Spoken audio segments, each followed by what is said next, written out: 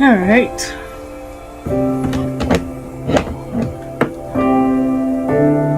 Let's go, chat. Let's go.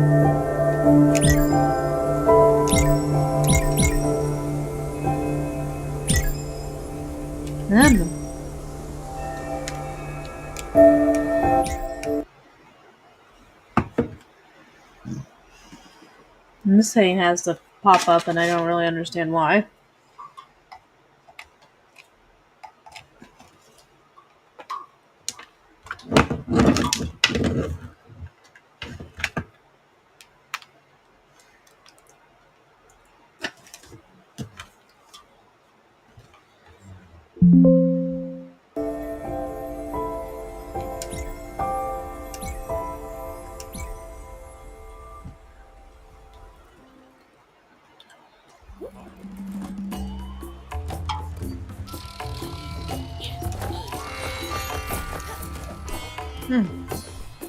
Let's go this way.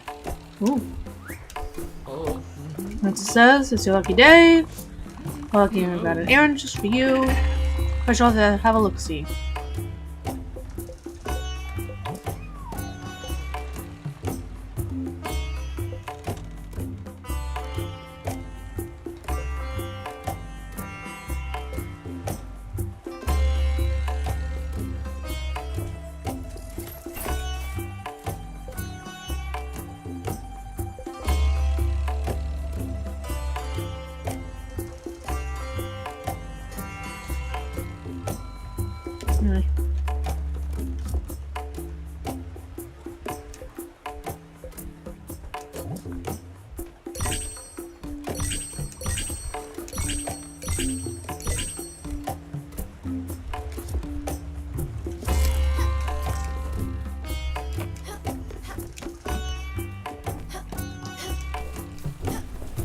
Yeah, that person is just gonna be telling me the same thing that I kind of already know.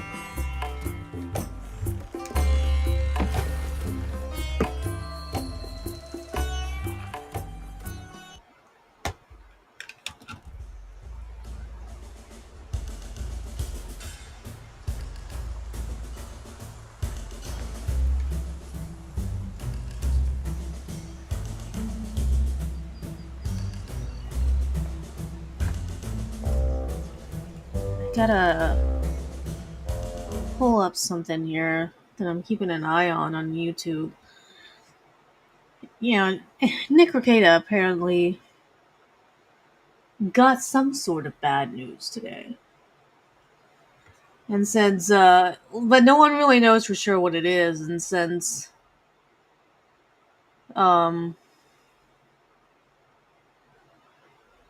I haven't really been watching his show anymore, I missed exactly how things unfold. Hey guys, the few of you who are still here, I heard court has ended early.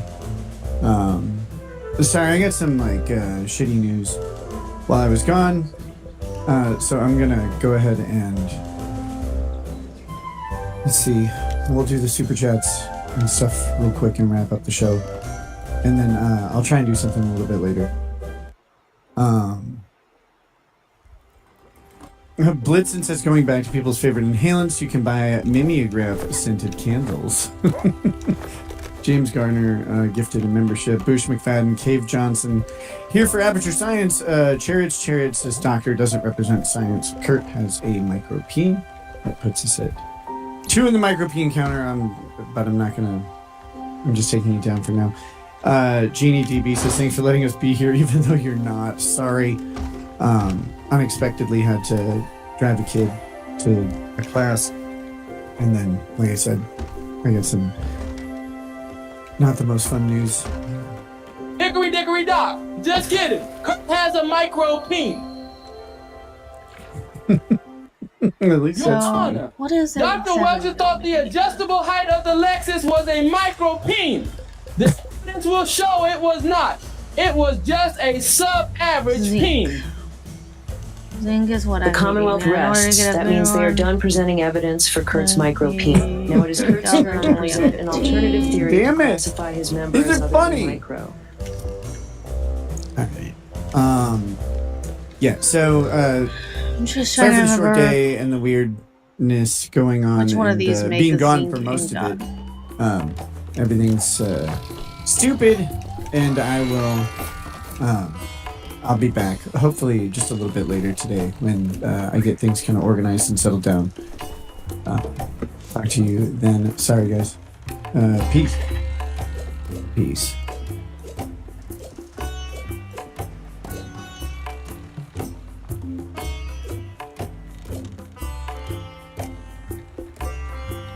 Scarecrow says, also, did you play the clip where he ditched the coke bullet in the car with his unattended daughter to hide from the cops? I haven't played that, but I did reference it.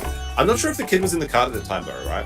Because I thought that Nick was driving his son to school, and on the way back he got caught. So the kid would have been out of the car at that time. But yes, Nick said that when he was caught by the cops for the warrant, he had a cocaine bullet in his pocket and he threw it into the car. If the child was in the car at that time, then everything that, I mean, we all know it's already true that he did this in front of Aaron's kid, right? But then he's just a danger to children, like Aaron's been saying. So let's see what Nick's own words say. We never really have heard it in detail, like kind of like your perspective of the arrest, because you got pulled over, or like No, you know, I you mean, had to like ride with the police to your house while they effected this warrant, or no, we can do that. We can do that segment whenever you want, or I can answer you right now. yeah, just you don't have to go into detail. Just kind of want to like get kind of like what your thoughts were that day, how taken off. When did you realize what was happening and like, oh fuck, like this is about to all blow up? When the officer said, get out of the car, because I thought we were being swatted. So I've got my daughter, and I'm driving her to a class that she had in town. So, it's like 15 minutes each way. So you were leaving the house? Yep, leaving the house, and I'm about a half mile away from my house. And I see a line of cars, a line of cop cars, all turn. Convoy. Like right in front of me, right? Like they turn right in front of me as I'm pulling up to the stop sign. And I'm like, ah, shit. And I look at my daughter and I said, I don't think you're going to make it to class today. Seems like something's going on at the house. And I was about to This is not a drill. This is not a drill. Flush the drug. I was about to turn around and, I think April may have tried to call me, like right as the cop is there though. Like he's at my window. They saw your car and recognized your car, so they, or you, or yeah, I was in my SUV. They saw it. Someone, like, they must have, I don't know if they ran the plates as they were going by, or someone knew that I had a black black Lincoln Navigator, and they're like, okay, well, it's probably him. So 2 of the cop cars peel out of the convoy. They turn around. Didn't and they really come get up a very behind me. I was just clear waiting at the idea stop from sign. I'm watching like, Elizabeth's something's going clips on. video. So we're waiting, but I figured we were She's being not swatted. showing It that she did didn't not occur show to the me thing where he at actually all got that they were a going to kick our door down phone call or anything like that. So the cop comes up and to the there was side, to my window, and he's like, hey, I'm gonna need you to step out of the car. And I was like, yeah, I'm a lawyer. That's not how it works. Yeah, I'm not getting out of this car. Thank you. Very and he sus. goes, I have a warrant to search you. And I said, that's cool. Where is it? And he says, well, it's not here. I'm like, well, we're at an impasse then, good sir. So I'm not going to step out of my car on the, the wording that you have a warrant. Produce a warrant and I'll step out and comply. No problem. And he says, well, I don't have it with me. And it's like, I used to use that excuse in school too. But that's, again, My dog ate your warrant. Like, until then, I'll just stay inside my car. Thank you. I don't really need to get out. And he's like, well, we have a warrant to search you and your house. And I was like, well, that's nice. I don't know what to say. And he goes, anybody can get a warrant. It's having Are you warrant. panicking at this point, Nick, or you don't believe him? No, I just, I wasn't really panicking because it was like, it was like an oh shit moment, but you can't, like, there's nothing to panic about. They're going to do it or they're not. But I was just like I'm not going to consent to a search. Like, it's a hard and fast rule that I have. Like, they'll do the search, but I'm not consenting to it. So I'm not going to consensually get out of the car. I don't care that they have a warrant or not. They will not have a recording of me saying okay to the search until I have a warrant in my hand. I say that. It ends up not being true when they're like, we're going to bust your door down. So then the guy's like, okay, well, I don't know what to do. So he leaves and, he comes back and he goes, we need the door code to your house. So like, I'm not giving you the fucking door code to my house. I'm like, why don't we just go to the house? Yeah, Like, were why you don't we just sitting at the stop sign this whole time? Yeah, we're just sitting there. And I'm like, why don't we just go to the house? If the warrant's up there, this should be really easy. And he's like, well, I have to pat you down first. I'm like, are you fucking kidding me? Okay, fine. Here, pat me down. Now, I did happen to have a bullet of cocaine in my pocket. Yay! This is what Aaron said. But Here, kid, take this, stash it. by the time Why didn't I give this to Aaron's daughter before this happened? It's dry shampoo. I ditched it in the car. The cop he didn't notice. He saw my hand move a little bit. I was very crafty because I had already had that thing pulled out of my pocket by the time he was coming up to my car. Yes, you have those slender limbs we've all seen. Yeah. That must be my daughter's officer. They're joking about it. Nick literally threw cocaine into his car, and his unattended daughter was there to grab it. And he's just like, well, that's just a funny thing. I mean, she knows what to do with it, right? That's when she did it. This is when it happened, yeah. So I have this thing in my left hand, and my car has a couple different spots where you could store stuff, and one of them is actually right by the handle. So I just casually open my left hand and drop it into this spot. Cop's like, hey, what are you doing? I'm like, nothing, man. Don't worry about it, right? Like, I'm not reaching for a gun or anything. And he's like, okay. He's so lucky he's white. But, I mean, that just confirms it then. If the child was in the car when he was arrested, then that means that Nick left cocaine alone with an unattended minor. Now, he may have been outside the car, but we don't know what would have happened. I'm like, yeah, just pat me down. We'll go up to the house and then show me the warrant, and I'll let you in. Like, I'm not an idiot. You can, if you have a warrant, I'm gonna let you in. I'm gonna comply. And so I get out. They do a pat down. They don't find anything. I'm like, hey, that was a good move on my part. I guess. And the warrant ended up not. And the one just kept on happening. Oh no! Yep. Thank God they didn't find any cocaine. You're free to go. Before you said that April was calling you, was she calling you to be like, Nick, can you pick up Arby's on the way home? And you're like, God damn it, shut up, freak out. No, it was the cops are at the door. Like, what the fuck did I do? The cops are at the door. And of course I would have yelled, flush everything, but flush everything, put the guns away. But I can't. There's a cop right there. Like, I didn't. Get the children into ask rehab. permission to see my own wife at your house. You took her and turned her into a crackhead. You made me gay and made me lick your cum. What did you was going to happen? I got my payback. And I'm just starting mine. Jesus Christ. No, it's so I'm like, all I'm thinking is, well, I'm fine. Right, like this can only go bad. My only hope is that they'll be too retarded to find the safe, or they won't open it or something. But that's like the most forlorn hope. They're gonna find me. Right. So I'm like, just show me the warrant, I'll let you in. I would prefer you not to battering ram open the door. I'm trying to buy time though, right? Like that's what I'm hoping, is that they'll hold off entering the home. April and Kayla will flush the drugs and get rid of them. Or something. If only like there that. had been a man in the house. Well, the problem was these two ladies, neither of them could ever remember the fucking combination for the safe. So that was true in court. I'm like, I'm the only one who had the combination to the safe. Those two dummies couldn't get in. Also, I didn't trust them. But it was, I'm hoping, like, in my head, I'm like, please, just get rid of shit. Like, just get rid of everything. Flush the safe! Flush the entire safe! They didn't, yeah. Damn it! It's not flushing! Throw it out the window! Just get rid of it! I'm getting a message from Nick telepathically. He's telling me to put my credit cards on the stash. On the Hit fridge. Safe, throw it through the bathroom window, jump out the bathroom window, launch the safe into the woods, get rid of the drugs! Be like, I don't know what happened. I just flew through this window. Who cares? Anyway, by the time I get back to the house, though, which again, it's a half mile. It didn't take very long. They were already inside. They had April and Kayla and all the kids out, just waiting. My kids, I think part of the reason people want to see the body cam footage is they're expecting to see like a big, tumultuous, chaotic scene. My kids are very well behaved. They're very respectful, especially of people like police and stuff. So they're just there. They're just waiting patiently. Like they don't know what to do. They don't know what's going on, and so they're just quiet and hanging out. It's the morning. No, we want to see how filthy your house is. Aaron told us there was mountains of clothes everywhere. They weren't running around because of all the debris. We want to exactly. Embarrass me. Yeah, there's a bunch of laundry because we were doing a bunch of laundry. There's 8 people, I guess. Horrible 7 or 8 people. Flexible.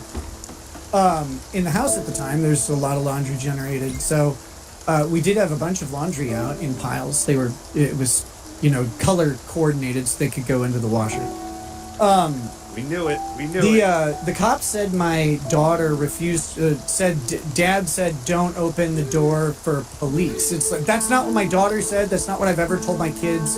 We said don't open the door for anyone because we just had a fucking insane man who used to come to our house. And now he wasn't allowed there anymore, so that's a big problem. And then we also had a nanny. Nicholas, help! Where was I? Shit. You said Aaron wasn't allowed in your house. Kid opening the door. Yeah, so Aaron was no longer allowed in our house, so we didn't want him to come up and have one of the younger kids be like, "Oh, hey, Uncle Aaron," or whatever. And then our former nanny wasn't allowed in the house either. Uncle Aaron? Did they really call him Uncle Aaron? No, they called him Mr. Aaron. Mr. Aaron. My kids. Sorry. My kids. Worse. My kids call every adult Mr. or Miss out of respect, and until they have a reason not to, they don't call him Mr. Aaron anymore. Bus driver. Good to see you today, Mr. Aaron. Yeah. And they called April. They called April Miss April. So. And that's what you do now. You miss April. Thanks. No worries. I'm gonna throw you into the fucking sea. No, anyway. Yeah, Moody did it again! He threw him under the bus again! He'll only float. He's very buoyant. So we now have these 2 adults who used to, who the kids used to know were welcome into the house. They no longer are. So we told, our younger kids, especially, like, don't open the door for anybody.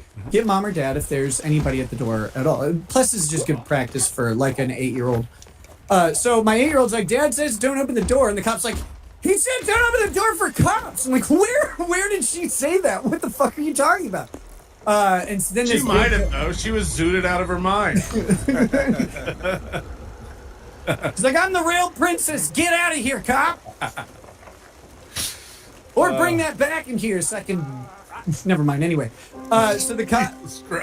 So the big cop comes up and he battering rams open the door. Their guns out, man. Like, their guns out when they arrest That's Kayla. crazy. That's amazing. When they get Kayla and April. To their credit, when they knew a kid was around, they did put their guns away. So I'll give them. They did not point a gun at any child, which was nice. But they did point guns right at Kayla and April. Very traumatic for them. It was awful. Awesome. Kayla was asleep. Kayla's in a bathrobe. April was dressed. They had both of them handcuffed. They never handcuffed me until I'm getting in the car. I'm like, neither of these 2 are going to do anything to you. I'm not either because I'm not insane. But did they let you drive back to the house, or did they handcuff you and take you to the house? No, I drove back. They did not handcuff me until they were taking me to the to the jail. That's nice. You didn't have to pay for a tow. So I'm standing there with my arms at I know a place. Free. Yeah, I didn't have to play all care towing. Did the cops use the same handcuffs you used to keep April and your wife in your sex dungeon? No, there was no fur on these at all. It's really frustrating.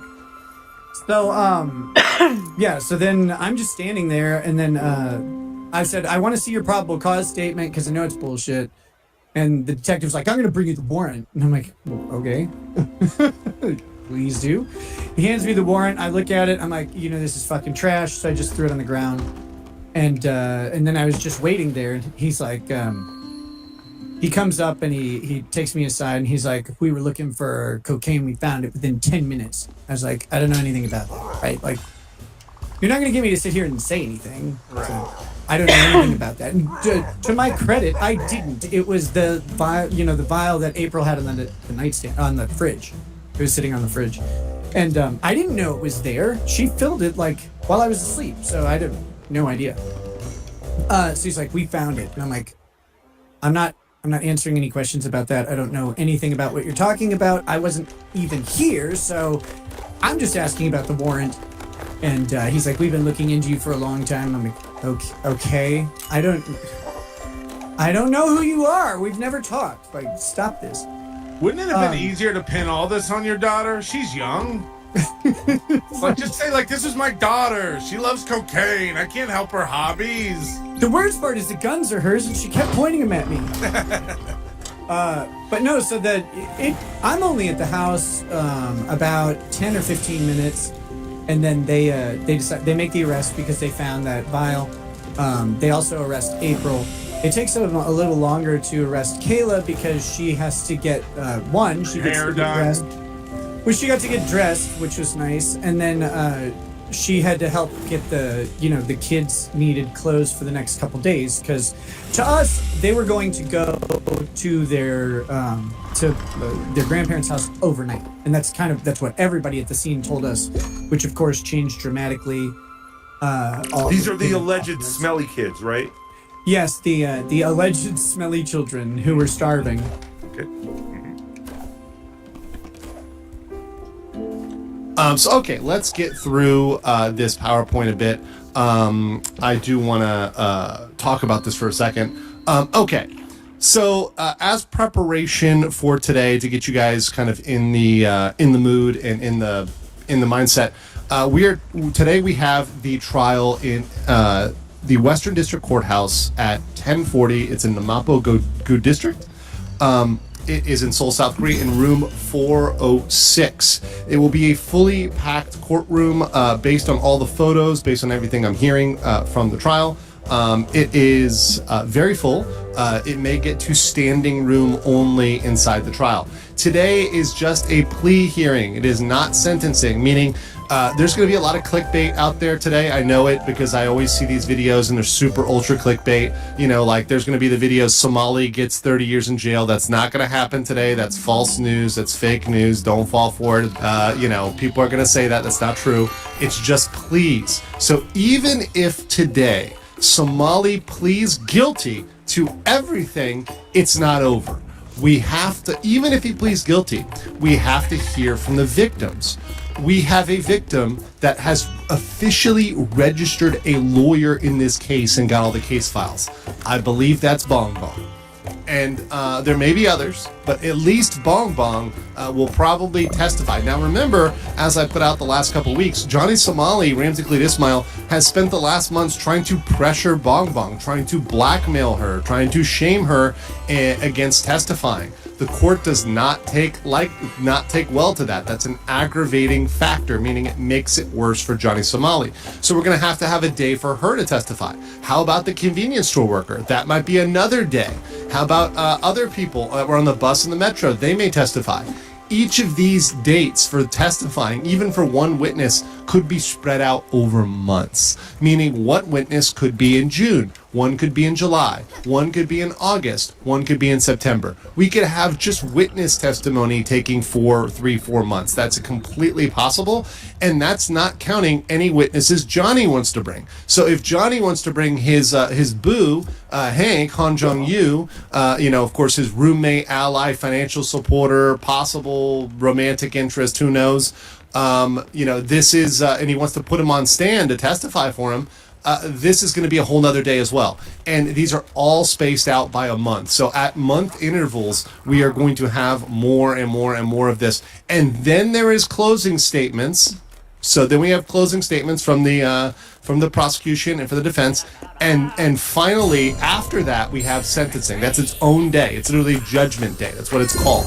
And that's the day where if Ramsey Khalid Ismail gets jail time, he will be physically hauled off. So if on sentencing day, on judgment day, if he gets jail time, he will be physically put in cuffs, dragged off, and dragged off straight to prison, going right away, getting locked up right away. He doesn't get to give Hanky Poo a hug. He doesn't get to give him a last kiss. He gets to go off and he gets to, sit and enjoy his time in prison. That is Judgment Day. But Judgment Day is months away. It is not today. So I know a lot of people want this to be over. That's not how Korea works. In Korea, the process is the punishment. So, this is what you get. You FAFO, you mess around in a foreign country, you are dealing with their bureaucracy. We're also covering the case of Vitali in the Philippines. Vitali's court process is set to take 2 to 3 years. So anybody complaining that Korea is inefficient,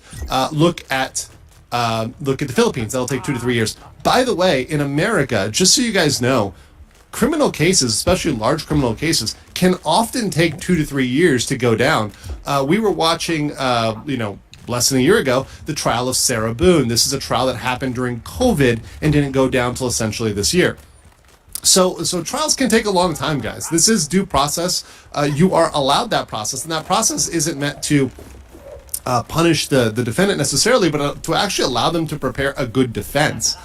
It's actually the defense that usually needs the time to prepare as well. So this is something that Johnny Somali is finding out about as he has to stay in Seoul, South Korea. Now, many of you have seen this chart.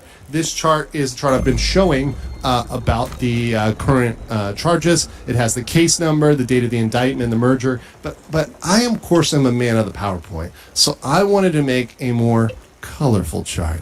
So I in my wisdom last night before I went to bed, I went and made this colorful chart here that goes through all those charges in a more summarized version. I'm going to go through these right now today, but let me see. Did we get a little answer here yet? 20 minutes is scheduled to start. It's full, but there's more foreigners than last time. The Korean press may not be able to get a seat because they're coming a little bit late. So that's an update from inside the courtroom. Once again, I'm getting the live updates right here. There's a lot of foreigners. Apparently the foreigners, some of them, it's their first time in a Korean courtroom, so they don't know that they have to be quiet. I think they're maybe a little bit loud. So any foreigners, if you visit the courtroom, make sure you keep it quiet, keep the volume down. You also have to have your phones off. There's no video recording or audio recording. Now, you can bring your laptop into the courtroom, but you got to keep your phone off. Very interesting. Laptop can be on, phone can be off, but no recording. And we've got 20 minutes, actually 19 now till we start. So let's get through these charges here, and then I'll try to work through these 90 super chats. I will work through them in the largest to the smallest. So sorry, that's just the only reasonable way to do it. We will get to all of them. If I don't get to all, I will do it. We'll stay here till we get through all of them and through the trial is done. So until that trial is done. Now remember, the judge has warned him if he shows up late, he will be in contempt of court. So we'll talk about that. But let's first talk about these charges. The first one is obstruction of business. That carries a penalty of a maximum of 5 years in prison. We also, in the facts that are supporting that one is the disrupting of 7-Eleven. That is throwing ramen, making threats to the staff, etc. He has already pled guilty to that. So when you plead guilty, you are a convicted criminal effectively under Korean law. So Johnny Somali, it is not defamation for me to say that Johnny Somali is a convicted criminal. The second he pled to that first count, he's a convicted criminal in Republic of South Korea. It's done already. He pled guilty. It's locked in. Next, you had the Minor Crimes Act. You actually had 2 counts of that, count 1 and count 2. That carries a fine or up to 30 days detained. He was harassing people with a rotten fish for no reason at all, going around and swinging it in people's faces, asking questions, bringing it around them. He has already pled guilty to that, as well as creating a disruption on the bus and metro system, which is Minor Crimes Act number 2. Once again, a fine, 30 days for that. And he has pled guilty. So he has pled guilty on 3 counts. So today we are here in the courtroom. The purpose is to turn that orange, which is undecided, TBD, to be decided today. We are turning that orange to red. So we're going to find out both the facts, meaning what are the facts that support these crimes, as well as the pleas for the second obstruction of business. Now that carries it once again another max 5 years, but we are pretty sure. My guess is that that is for Lotte World. We know that they were investigating charges related to child sexual harassment, which they did decide to drop. However, we are trying to get those charges reopened. The Somali conviction team is working hard to submit new evidence to get those things reopened, which will bring the child sexual harassment back. But for now, we have obstruction of business for Lotte World, and that is going to be decided today. He's going to have to plead guilty or not guilty. Now, if you ask Legal Mindset's opinion on this, and this is where we get into my opinion. Now, I am not a Korean lawyer, but I am an American lawyer, and I have been following Ramsey. I do know Ramsey's psychology very well. I do know this case very well. I also was listening to the strategy of his defense lawyer. Which, by the way, his defense lawyer filed something yesterday, a defense opinion, which led me to believe when I saw that filing that he is going to go forward today and they're going to make it to trial today and they're not going to cancel today. So all the indications, once he made that filing last night, were we were a go, which was great news for me, especially when I was coming back from my vacation. So I expect him to plead guilty on this. So I expect that for this charge, the obstruction of business number 2, I expect this will be a guilty. Why? He's already pled guilty to 1. He thinks this charge is a joke, so I expect he's going to plead guilty to this. I'm pretty confident, I'm going to say 90% confident, that he's going to plead guilty to this obstruction of justice count number 2. However, when we get to the deepfakes, that's where I'm not sure. So both him and his attorney hate the deepfake charges. They hate them. They think that the law is unjust. They think the law is BS. And Johnny said he was going to go full O.J. Simpson on the deepfake charges. These are very serious. They carry a maximum of 10.5 years in prison. And that is mandatory prison time. Some of these others, like obstruction, you can get a fine. So for obstruction, he could just be fined. For deepfakes, based on how he's charged, they've got to give some sort of jail time. Now, they can issue what's called a suspended sentence, which means we're issuing jail time, but we're suspending that and giving you 0 time effectively. That's kind of like a probation. I don't think they're going to do that at this point if he's found guilty based on what he's done. That's only for very good boys who are very sorry and have done nothing else wrong, and that was the only thing that they did wrong, really. That is not Johnny Somali.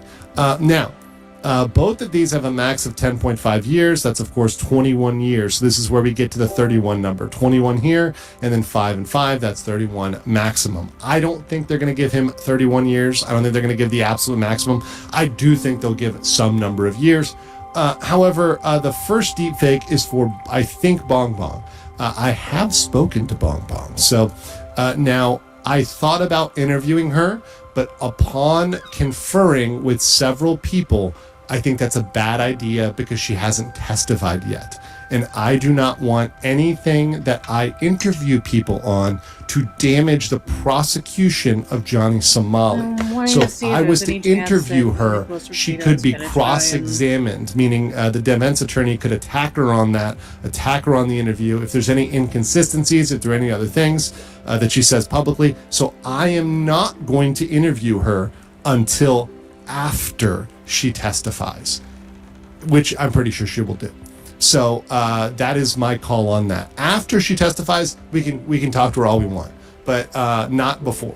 So that's the call on that. Once again, my goal is to protect the conviction of Johnny Somali. It's not to farm clout. I do not want to damage the prosecution in any way, shape, or form. I want this guy to go away for as much time as possible. That's my overriding number one thing.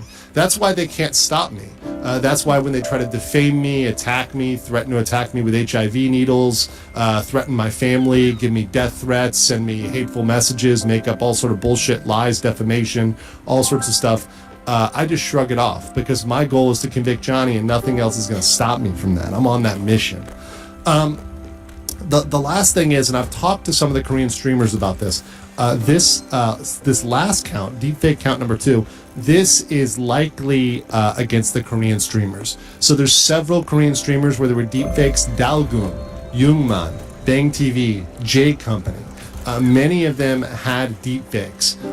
Some of them were with Hank as well. I didn't know. There were deepfakes of Hank kissing several Korean streamers. And you know, maybe they were made by Hank, I don't know, but you know, some of them were at least distributed by Johnny, possessed by Johnny.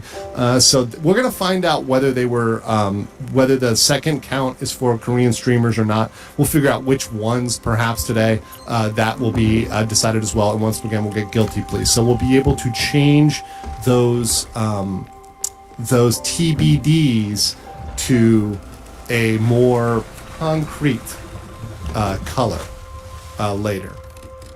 So that's what we have there. Let me make sure there's no updates from the team here. Of course, once again, we've still got 10 minutes left. Okay, so the courtroom is getting pretty full. So there may not be very many seats in the courtroom. Also, I want to show this video. This is courtesy of Johnny So Smalley. Note exactly what Johnny said about the judge. So this is very relevant. This is what Johnny said about the judge. By the way, somebody in the chat asked, is RKI and Hank there? They are not there yet. It is 10 minutes before their trial. They are not yet in the courtroom. So RKI and Hank are not yet in the courtroom. My guess is they are hiding out. They're probably scared, and they are probably hiding out. So they're probably doing that before the courtroom. Here's what they had to say about the judge. And mind you, the judge definitely has seen this. Let's play the video. The judge, the prosecutor, y'all can suck my. Did you guys hear that in the back? Did everybody hear that? Yeah. Suck my on soft. Causing anxiety by carrying a fish. Tell the judge you can suck my. So. Bring the fish to your mother's house, bitch. Threatening the judge's mother. There was nothing on there Literally, yet about how them low can you planning on go? doing a Once stream. again, I think it is absolutely disgusting. Ramsey Cletus Smile threatens people's families all the time. You would try He's to threatened do the judge's something. family, the prosecutor's family, my family, everybody, really. He's a disgusting, horrible, immoral person. And this is why, once again, I feel zero sympathy for this person. He has caused all sort of unnecessary collateral damage, unnecessary attacks, unnecessary comments, above and beyond the pale of normal morality. He doesn't know Hank's address and the apartment number where he's That as well. stupid. Yeah, he kept answering that he didn't know. But it's bad. It looks really bad for him. Then he said, I don't know because I don't speak Korean. And then the judge said, you can speak English. Because the judge... The told me, what's the address? I'm like, I don't know how to tell you. How do I say ching chong ching ching ching? How can I say that to you? I don't speak your language. Essentially, he got in trouble for, number one, wearing the hat. I didn't get in trouble. I don't speak Korean. He did get in trouble. Take that off. I don't know what these... Hey! So once again, using racial slurs, threatening the judge's mother. Do you think this is going to go well for him here today? I mean, does anybody think this is going to go well for him here today?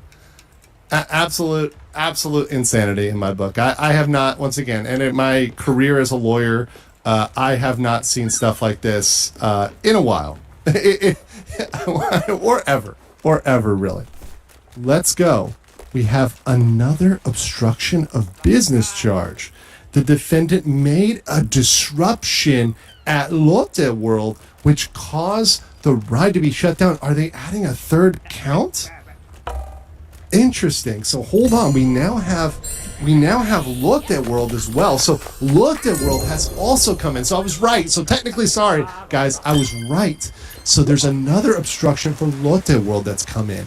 That wasn't even filed in the court record. That may be a third. This may be a new count of obstruction. There may be 3 counts. It's actually unclear right now because this was just brought up. It wasn't even in the court record. So I'm not sure whether they're bringing that as part of the second obstruction charge. Let me pull this up here. Or as part of the this is what we have today. This is the current status. I'm updating this as we go. So right now, guys, we got loud music on the bus in Lotte World. This may be a third count They may be separating this into a third count and maybe having one count for the loud music and one count for Lotte World. We do not know yet. We know this is Korean streamers, the men, and we know this is Bong Bong. All right, guys, we have an official plea.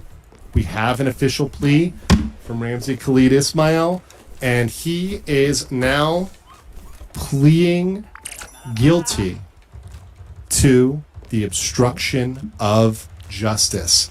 He is pleading guilty to the obstruction of justice. And we have a bombshell here, ladies and gentlemen.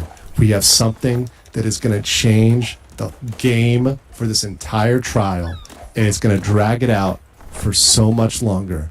And that is the defendant has just pled not guilty to the deepfakes. Yes, ladies and gentlemen, he has pled not guilty to the deepfakes.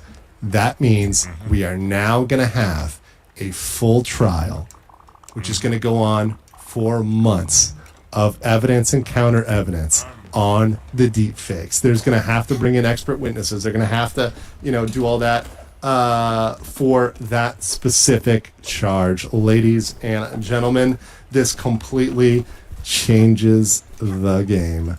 And I am all here for that. So now I can fully show you the chart. It's been redone. Let me get this thing saved and get this uploaded. It's definitely not going to be perfectly centered, but here is now the update on the plea status. Now, once again, this hearing is not over yet. So we could have more information coming out. He has now pled guilty to obstruction number 1, Minor Crimes Act count 1, Minor Crimes Act count 2, obstruction count 2. He's pled guilty to 4. He has pled not guilty to deepfake count 1, deepfake count 2. Right, so the ones that carry up to 21 years in prison, mandatory prison time. We're now going to have a full trial, ladies and gentlemen. If he starts acting up, yelling at people, yelling at fans, if there's interactions, we're going to get those guys for you play by play. As I'm here calling the shots in Bangkok, I'm kind of the shot caller here as the Somali conviction team on the ground is going. Okay, so we have an update on the procedure. Here's an update. The Lotte World obstruction was combined with the first deepfake, which means there are now 7 charges. 2 Minor Crimes Act, 2 deepfakes, 3 obstruction of justice. All right, here we go. So this is the new accurate chart that your boy has edited today, even as a boomer. I've managed to get this thing done. Here are all 7 charges. He's guilty on the first obstruction, guilty on Minor Crime Act number 1, guilty on Minor Crimes Act number 2, guilty on obstruction number 2, not guilty. He's pled not guilty. Once again, the prosecutors are going to try to prove this on deepfake count 1, deepfake count 2. He's pled not guilty, and Lotte World. That's the new obstruction. That's count 3, and he's pled guilty on that. So that is the updates. Let's see what we have from the courtroom. The judge asked for evidence of innocence of the deepfake. So the judge has just asked the lawyer, what evidence do you have that Johnny is guilty? Here's what the lawyer said. The lawyer said he doesn't have any evidence that Johnny is innocent. So now Johnny is going to have to try to find some evidence because he has no evidence of his own innocence. The victim is going to testify in the deepfake case, which means Bong Bong is going to testify in the Korean streamers, the ones I interviewed, Dalgun, J Company, Bang TV, Youngman. They're all going to testify. So they're going to come up against him in court. The same people that he tried to sue, Dalgun, that he filed the charges against, is going to get to testify and stare at him. Dalgun, who punched him in the face, physically, is going to get to legally punch him in the face again. That is awesome. They're now out of the trial. So they've now stepped out of the room. The next trial date will be in a month. So we're going to have 1 month for the next trial date. That's going to be in. Oh, I'm sorry. I am incorrect, guys. I am incorrect. We have an even better update. Okay, Hank is outside the courtroom cursing people out. Hank is now outside the courtroom cursing at people. So I have a live update. Hank is cursing people out outside the courtroom. He's spurging out. He's just going crazy. Apparently, we're going to get video of it, probably in Korean news. He's going off on the fans. He's going off on the media. He is not having a good time. So Hanky Poo is very angry right now.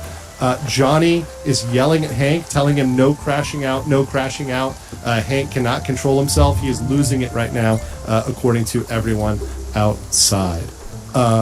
They switched roles for the day, apparently. So I guess Hank is the attack dog today. Guys, we have the next trial date. The next trial date is August 11th, 2025. It will be a full date of testimony. And there will be a full day. He is not going to have another day in court until August, ladies and gentlemen. Until August. And this will not be the final day in court. This is just one of many. August. So this is going to be a very big day in court. And it's going to be a long one, too. So it's going to be a very long one, not one. I have now reports that Hank and Johnny accidentally walked into the basement. They didn't know where they were going, and they accidentally walked into the basement. Probably because Hank is so mad. He was crashing out on people, yelling at people. He's so upset about everything that went down and being hit with new charges. They were hit with a charge today, ladies and gentlemen, that they had no idea about. Not even I. And I have the court records. I didn't even know about the obstruction charge because the prosecution, I guess there's this weird, I guess they combined it somehow. So this is a very interesting thing. I have access to the court records, so I know everything that's going on. But I guess they combined it so we didn't see it till today. So we actually had a surprise today. We had a new charge. So now we have a brand new charge. We have, 5 guilty pleas.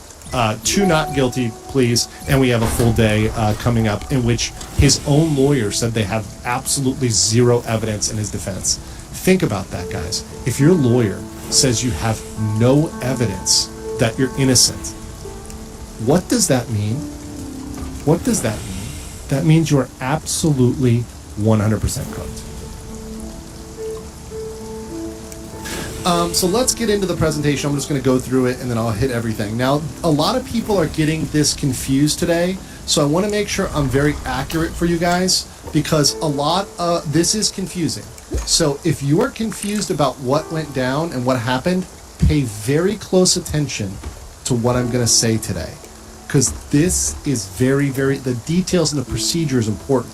And what is going to screw Johnny is that he has no idea about the procedure. We're going to explain it today on this stream because he's been talking all sort of smack like he knows what's going to happen. In fact, this is a great one. I'm going to play this clip. He said he was going to go to court and plead insanity. I'm not making this up. Let me pull this up here real quick. Right? Yeah, so he said he was going to go, look at this. This is from his drunk stream. He said he was going to make a plea of insanity. Let's watch this. When I go to the judge tomorrow and say, oh, I'm sorry, oh, I'm mentally ill. By the way, he was drunk, and I believe he made a comment that he might have been high/on pills. So this is, by the way, all this is going to be saved. I have all of this. It's going to the prosecution. Don't worry, guys. I don't know what's going on. I have a bipolar disorder. And what may I do? I left my medication in America. I don't know what's happening, Your Honor. Please help me. I am a psychopath. I plead mentally insane. And they say, okay, go home with a fine of $500. What is this gonna say? Well, I think I'm that ninja he was talking about because he was just like, he was pretty much coping and seething and targeting me his whole stream last night. What I'm going to say is that didn't happen, Johnny. You're stuck here. You don't even have your next trial date to even plead guilty or whatever the hell else you want to do. You don't even have that for another month. And then it's going to be way longer until this trial is over, even if you plead guilty. Oh, it was so good. It was so good to see him just absolutely get smacked in the face, realizing he knew nothing. That's what you get when you get law advice from Hank. Let's get into the recap. And I'm going to start from the beginning of my PowerPoint. So, he was 1 hour late. He lied to his lawyer. He said he was going to get there in 15 to 20 minutes. He took an hour. He also said he had a stomach ache. And when he showed up, he was clearly intoxicated and or hung over something. And what I have a little hypothesis that perhaps his lawyer saw him or heard him and was like, yo, you need to sober up. That's a little hypothesis. He was not looking good. He was not looking good at all. So 1 hour late, and of course, he comes in. Let me skip the MAGA hat for now. It's Johnny and Hank forever.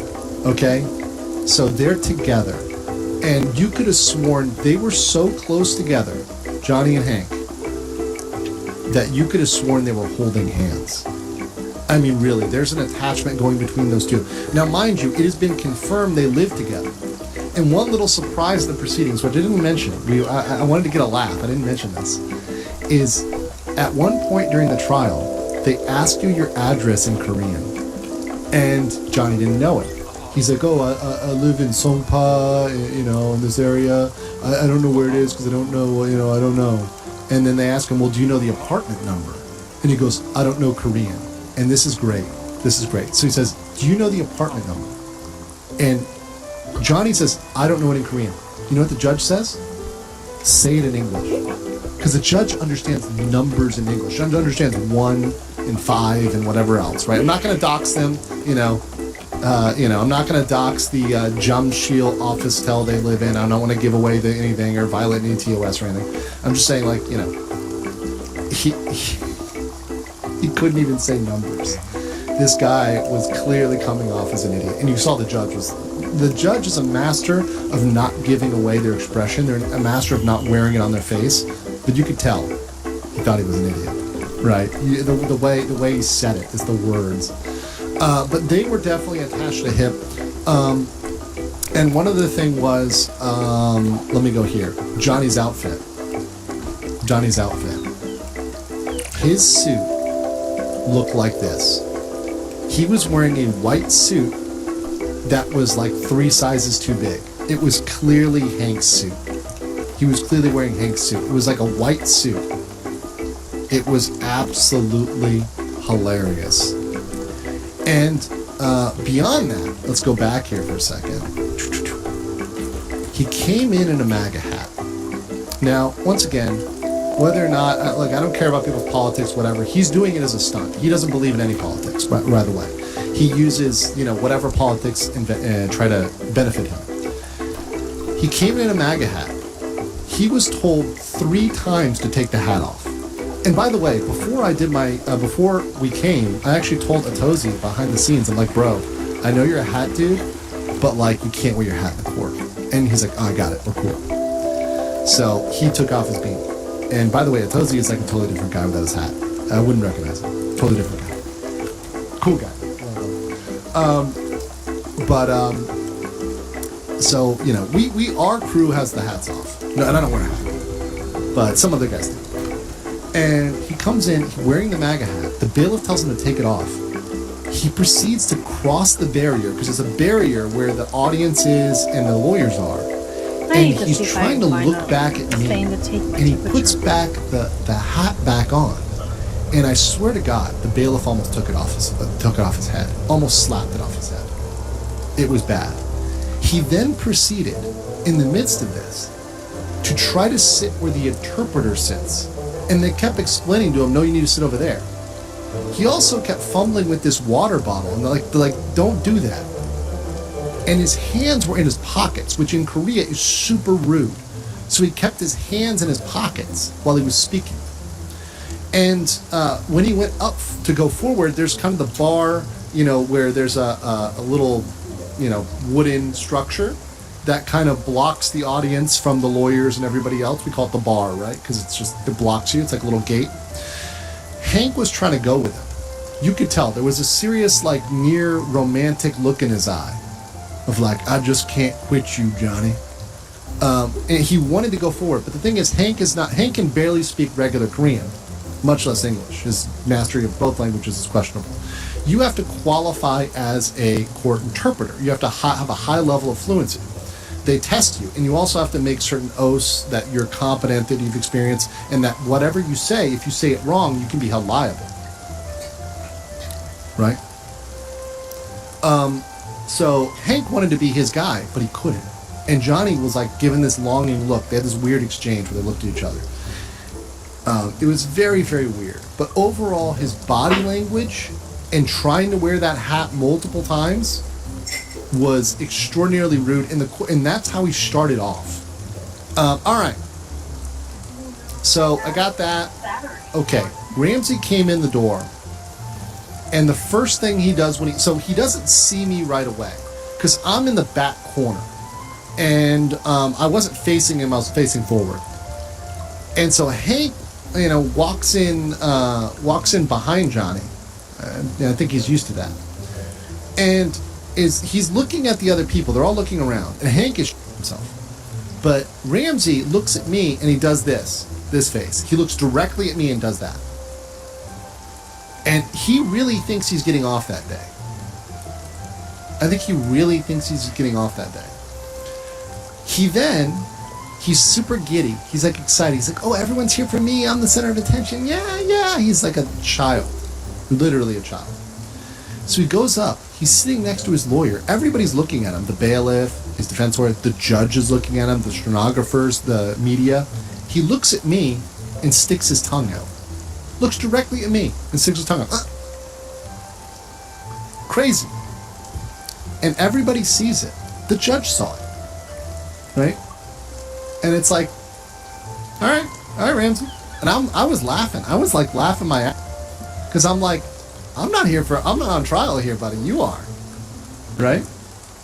I can laugh, I can do what I want. Now I can't be loud or disrespectful, but I can smile, I can do whatever I want in the galley. As long as it's not loud or disrespectful. But he, on the other hand, he's the one on trial here. He's the one that's got a potential criminal sentence for a lot of years. So here's what happened. He starts thinking he's going to walk out of here. And as soon as the judge starts asking him questions, he realizes, oh, this is real. And he goes 100% shocked Pikachu face. It was night and day. You could see he was laughing, thinking he was going to get out of things. Shocked Pikachu face.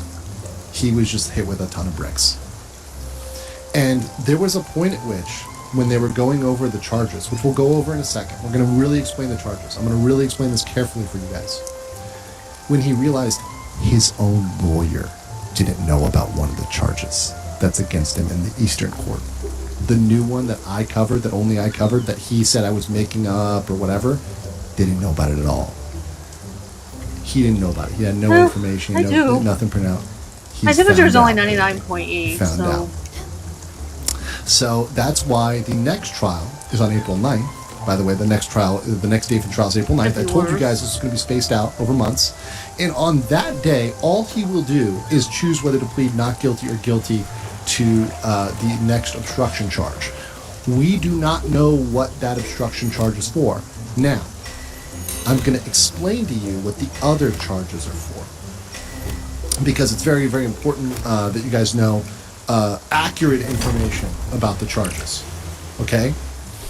But before we get to that, let's talk a little bit more about his shocked Pikachu face here real quick. Because it wasn't just limited to talking about the charges. He didn't know his address. He also lied to the judge. He said he was a student. So they asked, what is your job? He said he's a student. Okay? He said he's a student. And now Johnny Somali is being very flippant. Number one, where is he studying? Show me anywhere he's studying. Nowhere. But he's being very flippant about working. And I'm going to show you guys what he said about working in Korea and how he thinks he doesn't care and it doesn't matter and he's going to work no matter what they say. Watch this. Watch this clip of him. This is from his drunken, once again, his such a good idea, 3 a.m. drunken stream. Look at this unhinged man. This man is mentally broken. This is a man that we have crushed his soul. Make bread. If these niggas lock me in the cut country, I'ma make bread. I don't give a. Send that to the prosecutor. We will, John. We will. Don't you worry. Don't you worry, little buddy. Don't you worry, little buddy. We got you. Live stream donators, they gonna get in rich in oil. They feel bad that I've been locked here. Snitching. Johnny Somali is making money. Ah. Yeah, don't lock me in the fucking country, Korean corrupt government. I wonder how the judge and prosecutor are going to feel about being called corrupt. If the government don't want me to work, I'm not working, I'm streaming. That's two different things. No, it's not. I could be at Home Depot or selling my bouillon. Well, he is doing the latter. I mean, he's in Hank's place, so Hank has stated his price. So we know he's doing the latter. That's working. What though? I don't go. See, so this is, yes, that's Johnny Somali. And his quote about, he's going to do whatever the hell he wants to do. All right. Let me continue here with the charges. So we're going to explain this very carefully. Okay? And I want you guys to really pay attention to this. There's going to be a test at the end. Okay? Okay. So in this court, this is the West Court. We're in the West Court. And in case you guys forgot, there's a difference between where he committed these crimes and other crimes. So Hongdae is where these crimes, the red dot, is where these crimes went down. This is the criminal maps sheet, PowerPoint. I've played this one before, the red dot and the green dot, okay? Red dot is Hongdae. That's where this courthouse is near, and that's where most of these crimes were committed. Jamshil, there were other crimes committed, and that's also where Hank lives, and he has been staying with Hank for the majority of this. And many of the crimes went down in Jamshil, okay? That's the Eastern District, so they have different courts. So we're in the West District, which you see number 8, we're in number 8. The East, where Hank lives, is number 4, which is Songpa-gu. It's in a neighborhood called Jamshil, right? It's east of Gangnam, where I am. I'm in Gangnam, right there in Songpa. Right? My apartment's nicer though. I guarantee. Yeah, Coex is in Gangnam. It's near Bunggungsa, which is one of my favorite towns. Middle of the city, it's beautiful. So, here's the thing. I told you guys that there can be multiple cases going on in different districts. So what has been confirmed is there is a 5th charge that nobody knew about till stupid Ramsey decided to get drunk and talk shit, specifically talking shit about me, saying I don't know anything, whatever. He then proceeded to show he flashed a certain thing across the screen. And that was this document when he was drunk last night. He flashed this document across the screen. Now, I know not everybody is fluent in Korean, so I'm going to tell you what it says. Hold on. This sharing may be a little buggy, so let me see if this works fine. Okay, let's see. Did that work out? Maybe, maybe not. Okay, hold on. I'm gonna open and close this. Okay, let's stop sharing. And then cancel that. Okay, cool. Let's do it this way.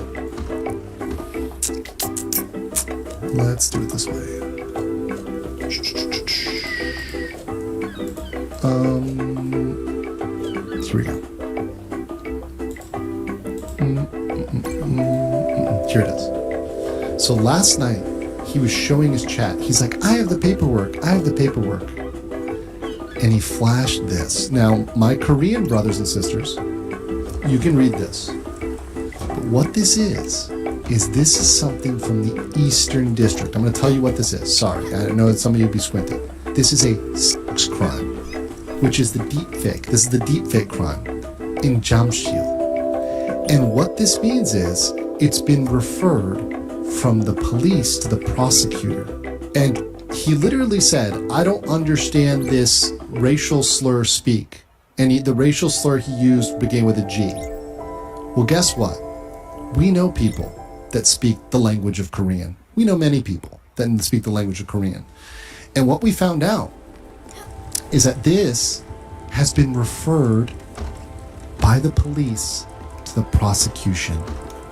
So what that means is, if you're playing along at home, because I know some of you are, we've got the chart. Remember this chart, guys? I keep bringing this up. I've brought this up a lot, but I bring this one up because it's very important. I want you guys to memorize this. This is going to be on the test. This is very important.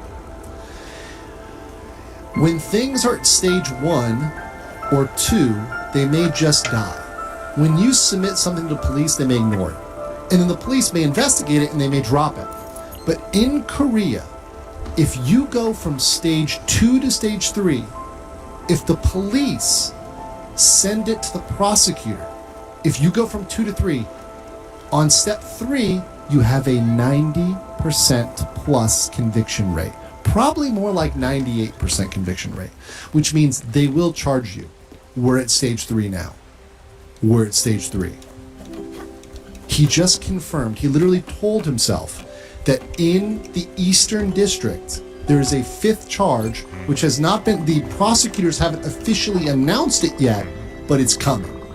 Which means, remember the theory I said, guys? That they're going to hit him with these little obstruction ones, and they're going to trick him into pleading guilty? And then he's going to be screwed because he's a convicted criminal, and then they're going to hit him with deepfakes, which has serious jail time? That just happened. He confirmed it. And he did it because he's a drunk idiot.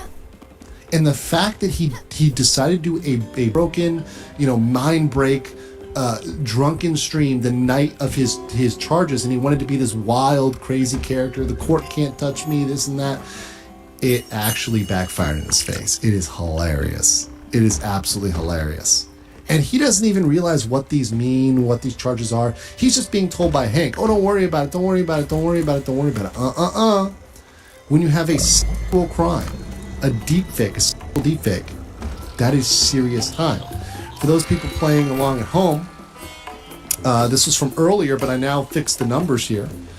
Deepfakes, he's now at stage 3. There's one of them at stage 3. Now, mind you, there's others. This is one for a female, so it's likely Bong Bong. This is likely Bong Bong's deepfake. Okay? This can be up to 5 years and 50 million won if it's not sexual, but if it's longer, if it's includes harassment. Sorry, digital sexual harassment. So there's serious time on this. And there can even be more depending on if it goes distributing it or not, whatever. But even just possessing it is enough. So you're tacking on more jail time. And mind you, this is in a case that may take forever. Let's go back to the charges. I want to explain these real quick. Okay. Here's what happened in court. He knew about number 1, he knew about number 2, and number 3. He had no fucking clue about number 4. Literally, the face on his attorney, when they started talking about this new obstruction charge, the one I just brought up 2 days ago, this is how his lawyer looked. And him. This was literally his defense lawyer's face when they talked about the last charge. When they talked about, oh yeah, there's another obstruction charge. He's like, what? What new charge? They had no clue. It was so great. It was lovely. And I think the thing is they really don't understand what's coming at them, and they don't understand that more charges can come even now. Okay, so charge number 1, obstruction of business. So we talked about what that is for. That's for the convenience store. So charge number 1 is for the convenience store. When he was yelling at the worker and, drinking the soju, when he throws the ramen, that's number 1. Can you guys guess what charge number 2, the Minor Crimes Act, is for? Is from going around with the dead fish and harassing people. And the judge was the prosecutor was very specific. The prosecutor said specifically that he was going around and harassing people with a dead fish for no reason, and it made them uncomfortable. So those things together, harassing someone with the fish, multiple people harassing them, no reason, and they felt uncomfortable. Together, he's done. Okay, let's talk about charge number 3. Charge number 3 was the bus in the subway. And this is hilarious, guys. I was talking to my friends. We may have had the first time with charge number 3, the Minor Crimes Act that was added in February. We may have had the first instance anywhere where a Korean court used the word twerking. I'm not kidding. The word twerking was used to describe this crime. I mean, literally the prosecutor said he was dancing and twerking. It was actually hilarious. It was actually really hilarious. Twerk? The Korean pronunciation is cute. I like it. So that was number 3. And they had no idea about number 4. So number 4, they had no idea about. The only people who have really mentioned it is me, and we don't know what it's for. So we don't know for charge number 4 what business they're talking about being obstructed. We have no clue. He has 2 obstruction of business claims, and they're stacked. So what that means is that each count can give him 5 years in prison. He has 2. So he has a maximum just from this of 10 years. And then the deepfakes could be 5, 7, even 10 themselves just for one count. So think about that. Even let's say that, let's be conservative. Let's say deepfakes is 5. So now he's got up to a maximum of 15. And so even if he gets no time on one, and he gets 1 year on the other, and 2 years on the last, that's 3 years, guys. In addition to how long they take. Because the time doesn't start till his very last case is closed. His very last case is closed. Think about that. That's going to be a long time. Because his second case, the Eastern District case, hasn't even started, guys.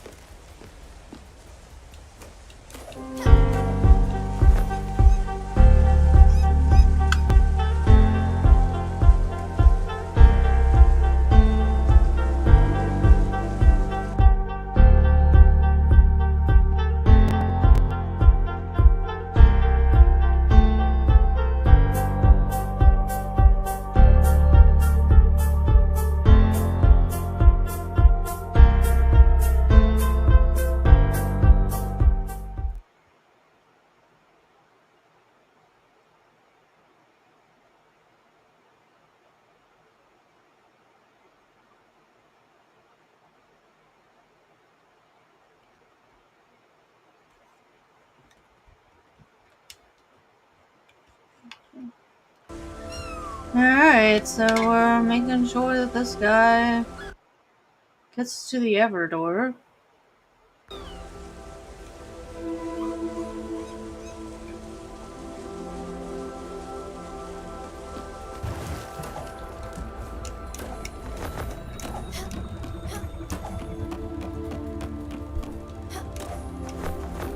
Where are you, dude?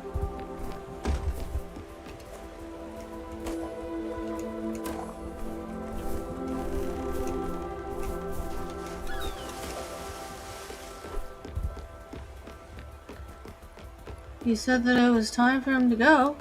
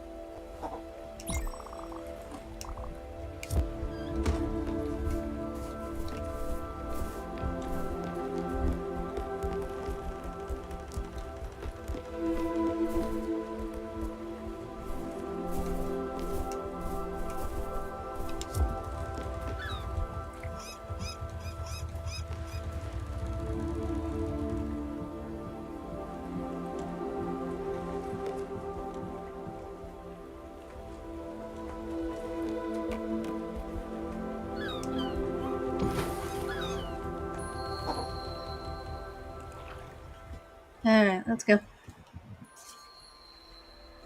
What is he gonna have to say for himself on the fact that he's such a philanderer? Because he is. He really is a philanderer. You know what, Peanut? The second I saw you, I knew you were something special. Someone who, no matter what happened, would always be there and do the right thing. I could see that in people. See the cracks in them.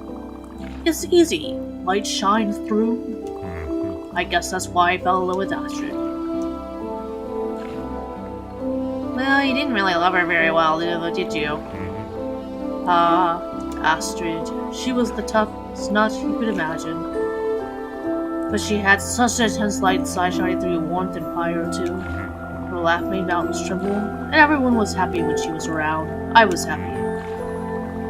We always spent so much time making sure that people were having fun, making jokes and being the funny guy. But they only came from her, really. We're just a raw, real soul. So why didn't you appreciate her death? But you, Bambina, you've got that look in your eyes. That soft killer vibe. I saw so much of me in you. Oh my goodness. Your bravery, your sense of humor. I know it's hard doing what you do, accompanying people towards their end. It takes more than guts to do something like that. It takes a soul of steel. But hey, good news, you've got it. You've got it, Bambino. Even if you doubt, even if you don't have faith in yourself, I have so much faith in you. So much faith in your strength. I believe in you, Peanut. Now and forever. Hey, if you need anything, I won't be far.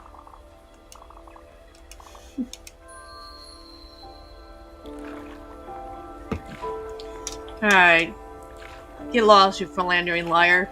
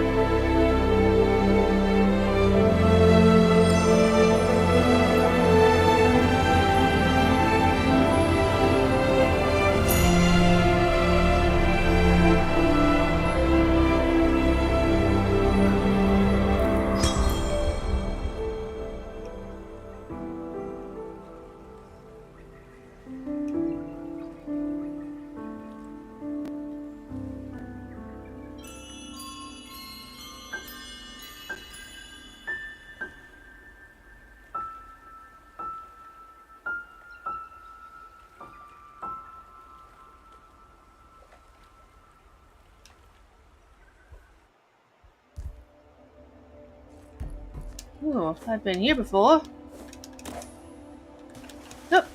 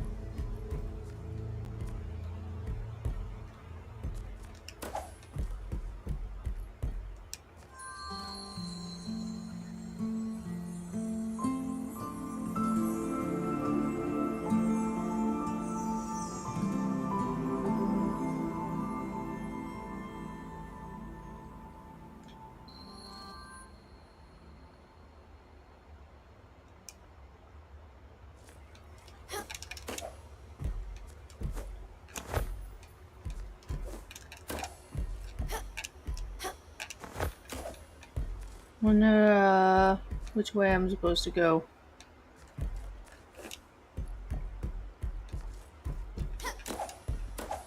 I think the last time I was here for something like this, I went back automatically once I had found everything that it wanted me to find. Okay. So... well, this isn't good. Which direction am I going?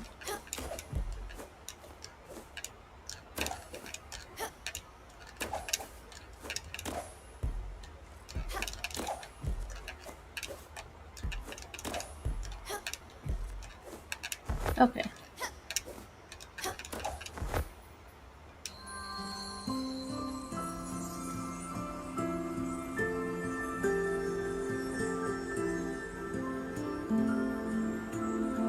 I think this is supposed to be scenes from my life, I think.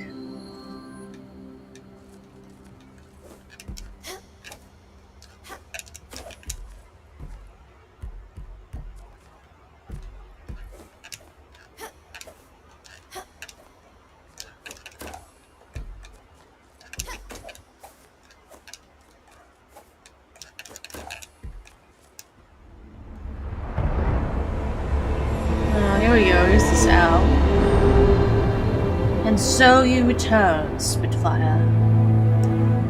Humbled by your confusion, your disarray, your fear. Time and again you call me by my name. Whisper echoes of my essence to those who are afraid to hear it. As you stand before me, hesitation floods your heart. You seek to tame, but you only serve. And now you truly see me. See what I inflict upon those you love. All these paths you've crossed, these souls you've embraced. I think I'm supposed to be, if I remember right, this is supposed to be Hades. Their lives intertwined with yours.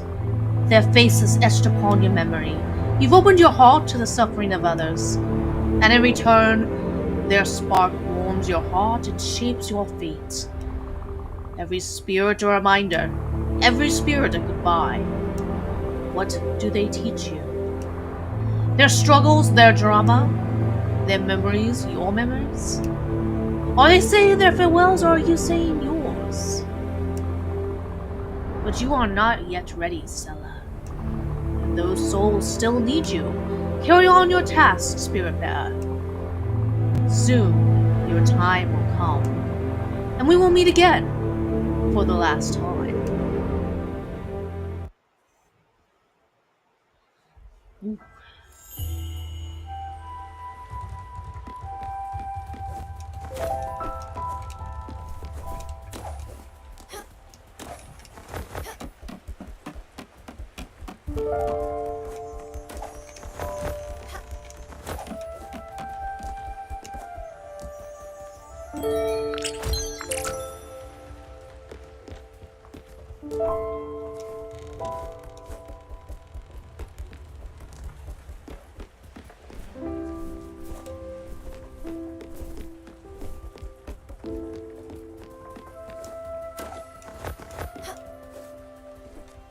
I don't think she realizes that her ex-husband has left.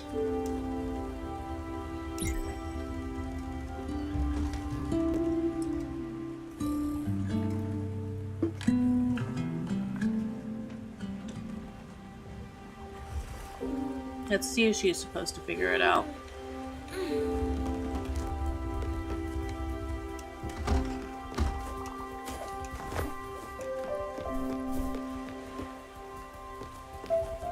Be like sad, upset that she didn't get to say goodbye.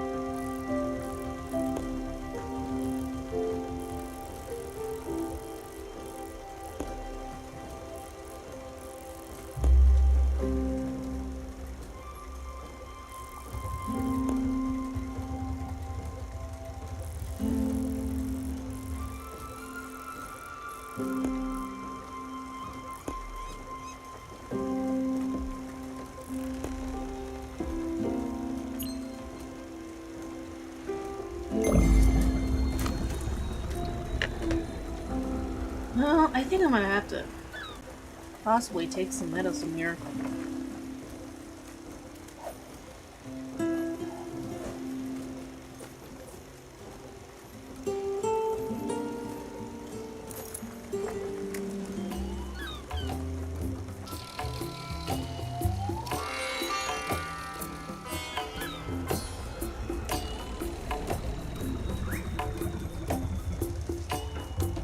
I hope I'm not coming down.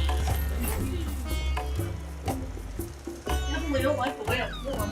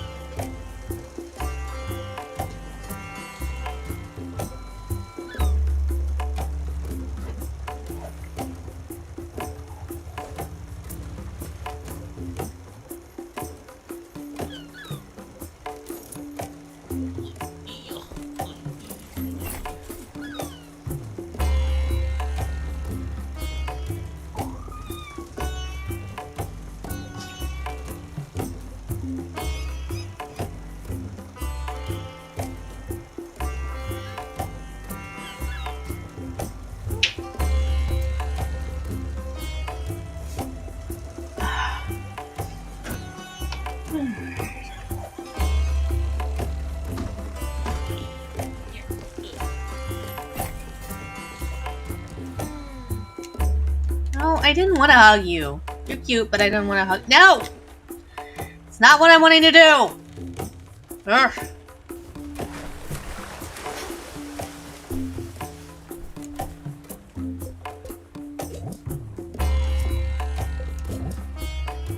Okay, you don't have anything interesting.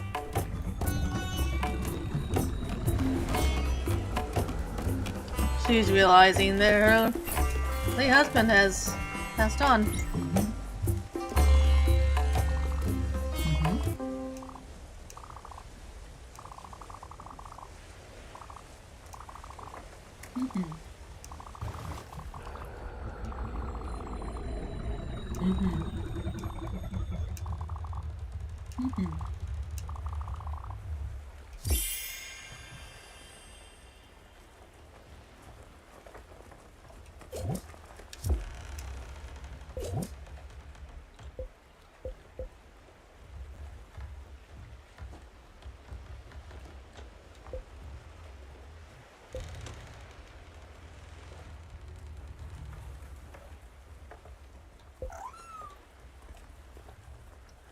Find a worker to intimidate. What?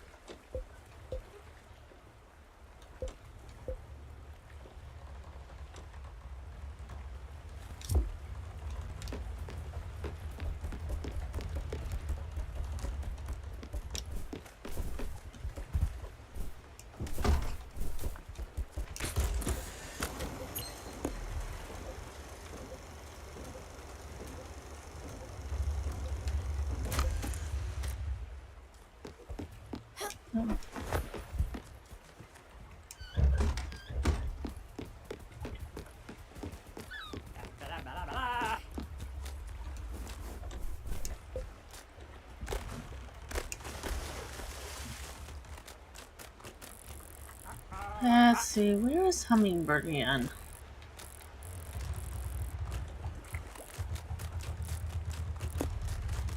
That's out in Berlin. Twitter. Southern Shore. The Sandwich Walk.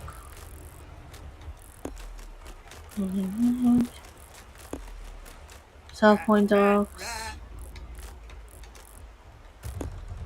That's Uxbury.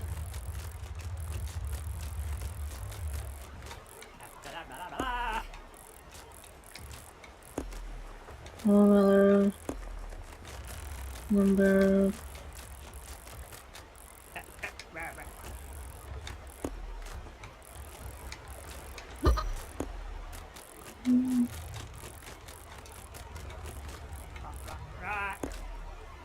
No Fields.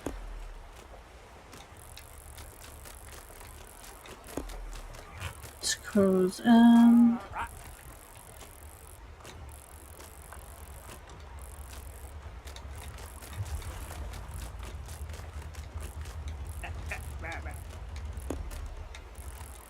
Park. I can't remember where this place is at. That's Overbrook. And then we go to try to go there. It seems like I've been here.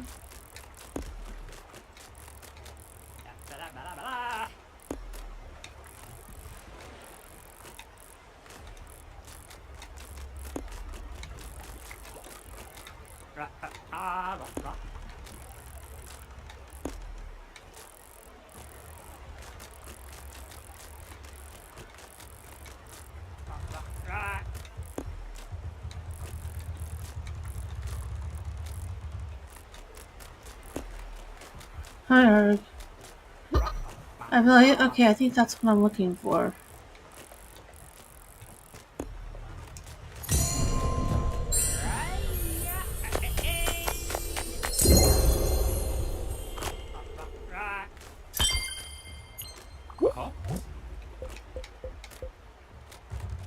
What the hell, man?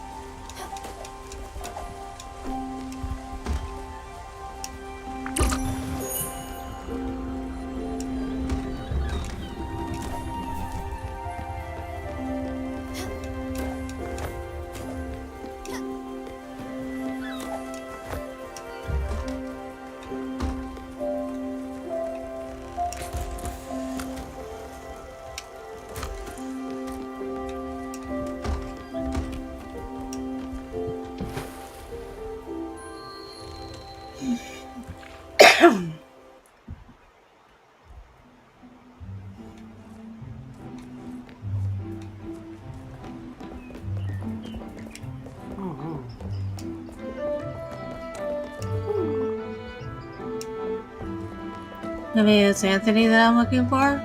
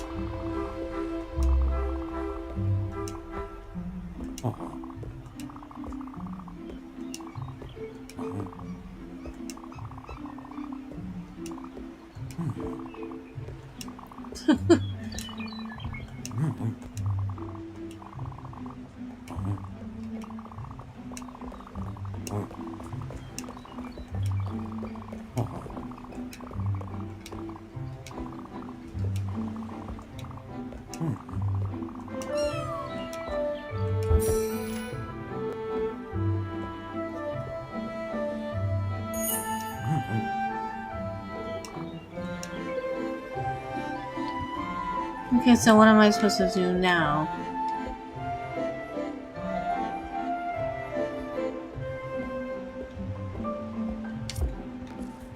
Wonder if I'm going to be able to build her farmhouse.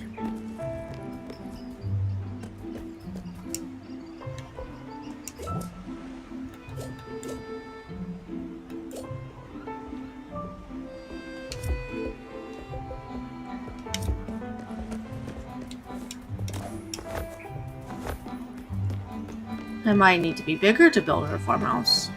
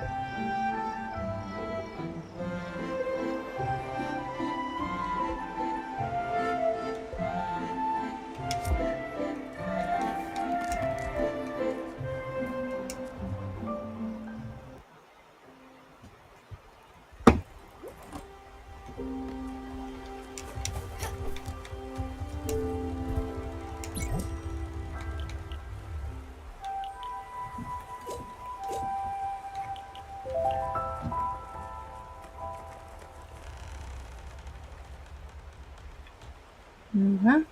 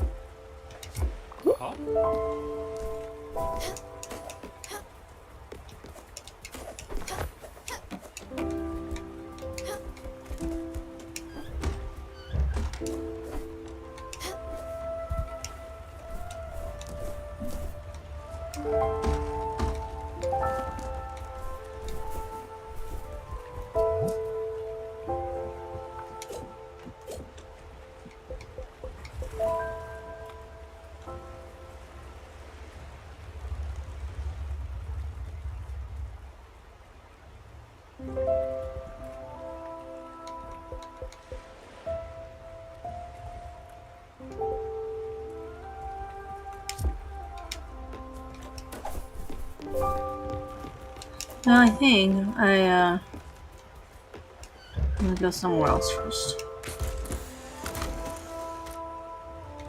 I'd rather have it. Oof.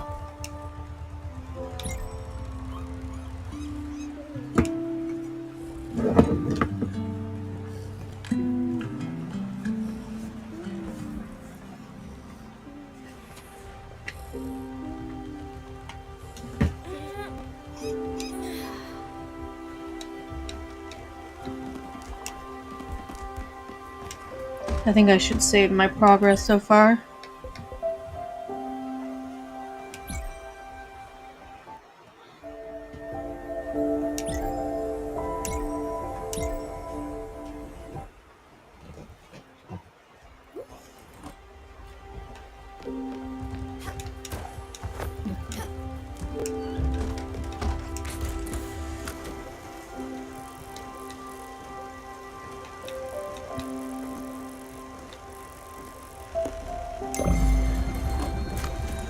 I think I'm gonna be able to get something I didn't have before, so we'll see.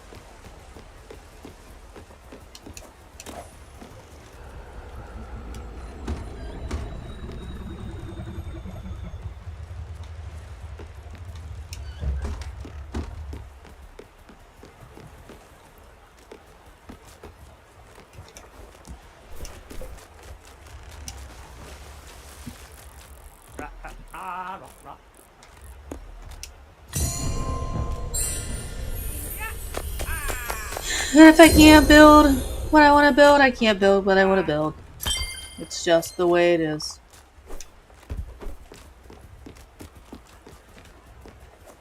This is the way this game goes.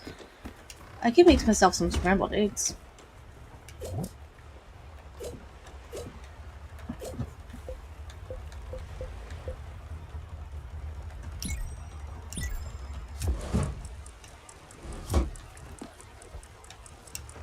It's gonna be either omelets or it's gonna be scrambled eggs, one or the other.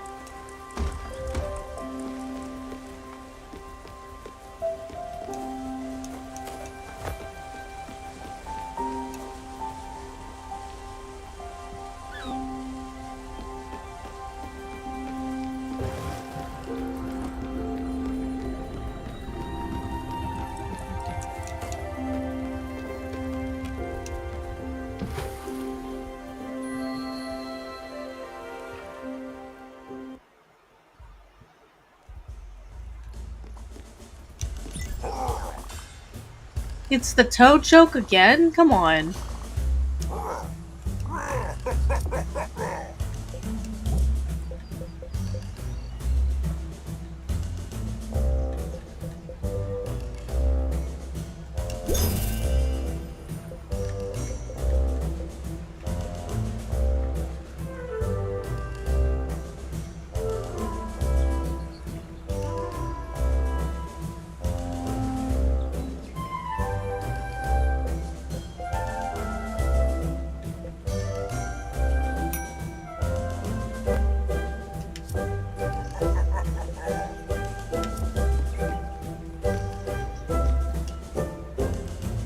What is the fact that I've done that?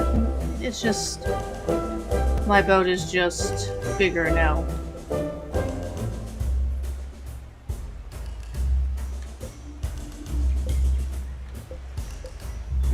Okay.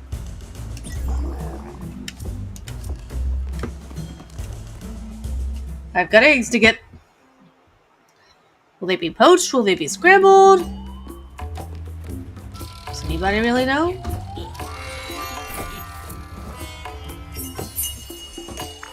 Eggs, setting side up. Woohoo!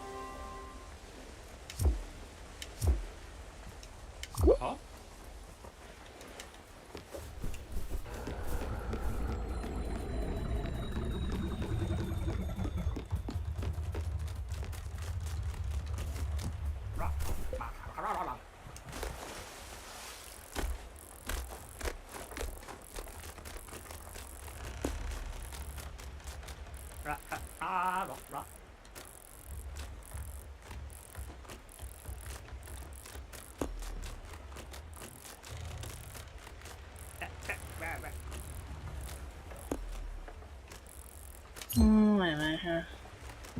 Let's head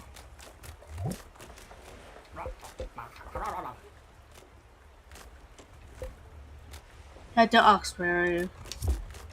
Alright, let's head to Ox. Let's see, where was Oxbury?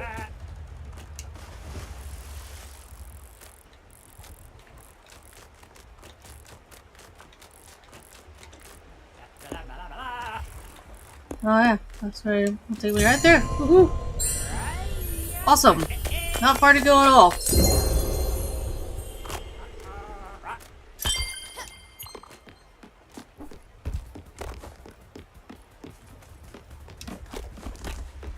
Hey, how would you like some scrambled eggs? Or eggs sunny side up? You're welcome.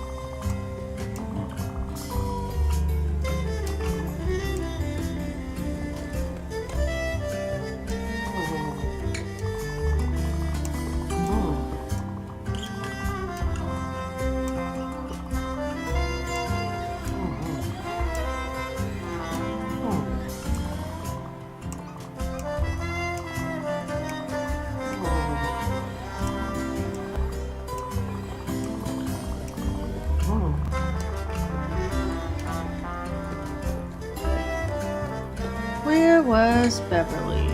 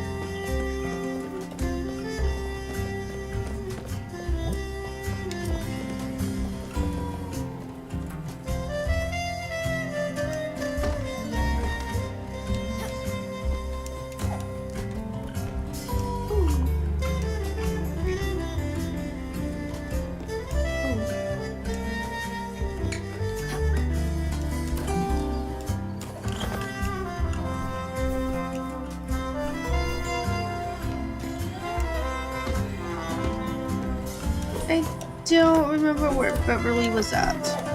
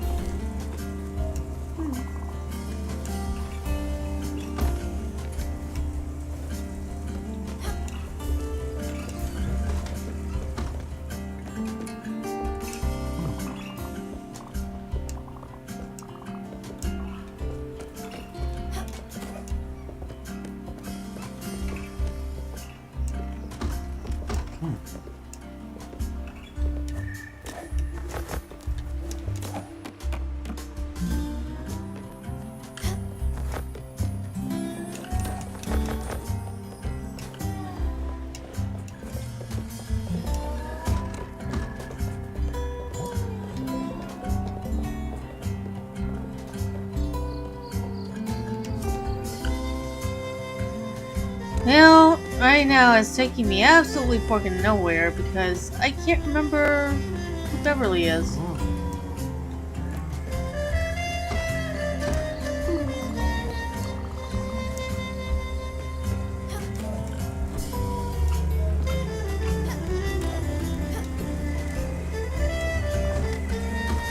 I bet this is Beverly. Oh, okay.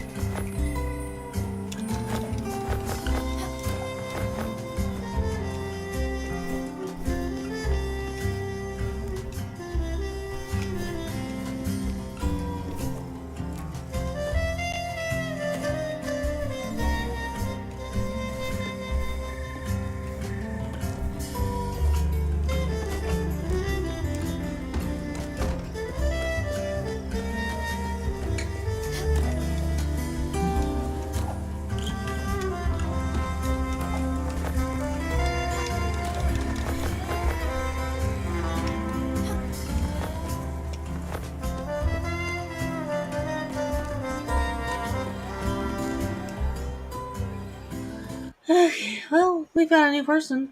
And I'm wondering if with her, if I'll be able to finally get the pulsars. Let's see what I can do with her. Because that's something that I'm like desperately needing.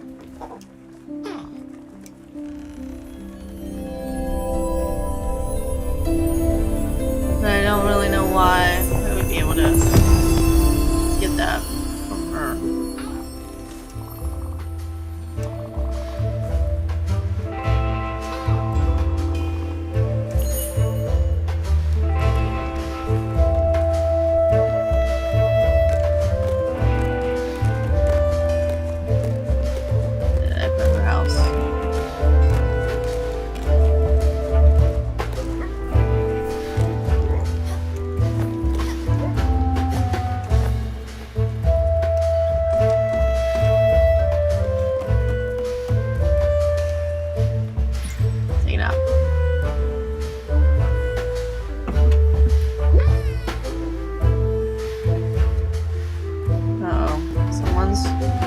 For Stella.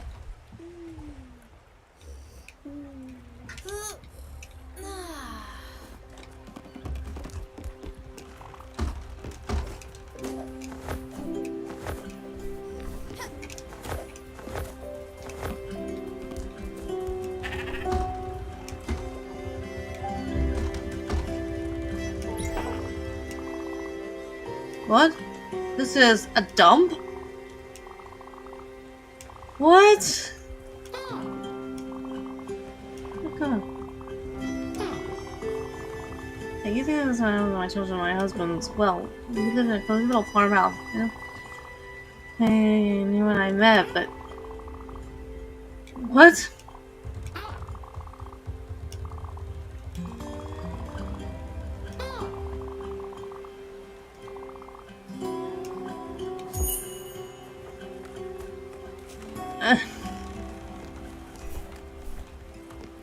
Am I really going to take her back to Oxbury?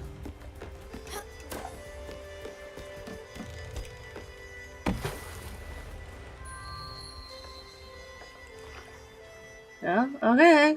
I'm gonna go back to Oxbury.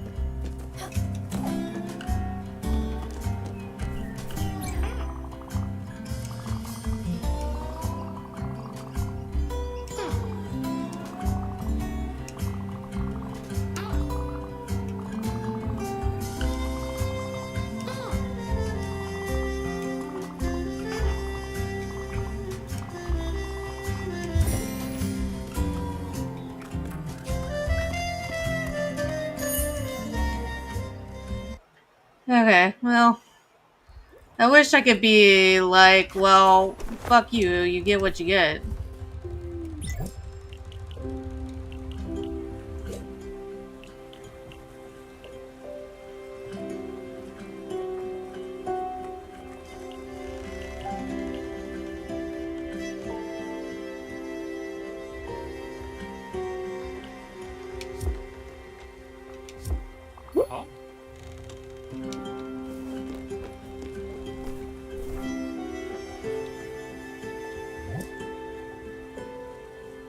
Find a worker to intimidate.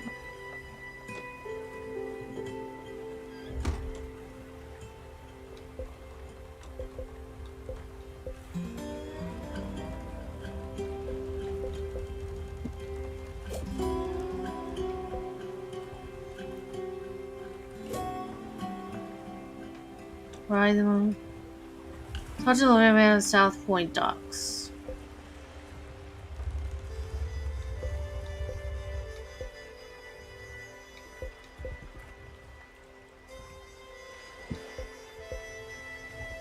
Talk to Larry. North Sea Pier.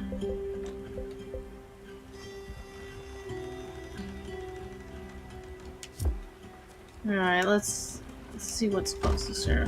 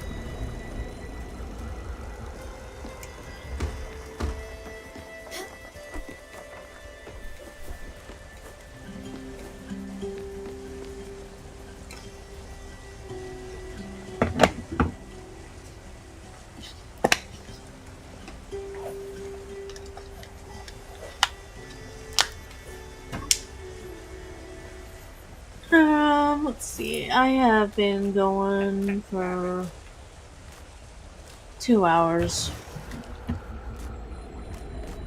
Maybe time to call it a night.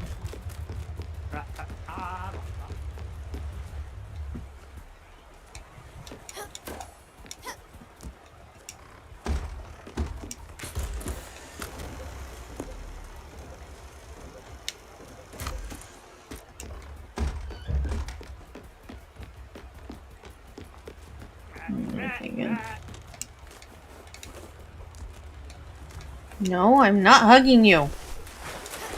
I always end up accidentally hugging you.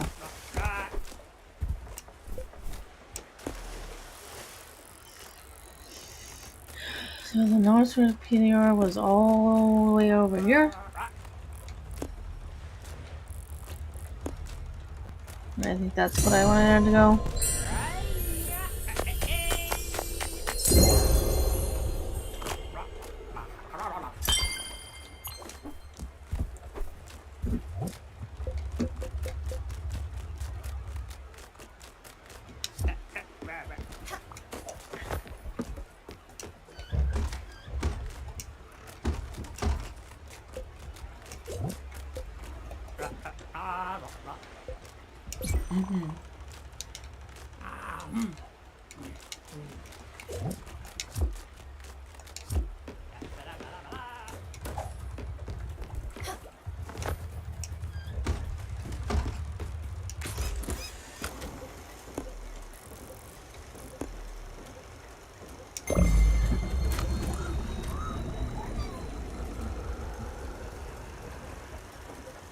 Let's see if I can complete Larry's, and then I'm gonna call it a night. My kitty cat is also hoping that I'm going to call it a night.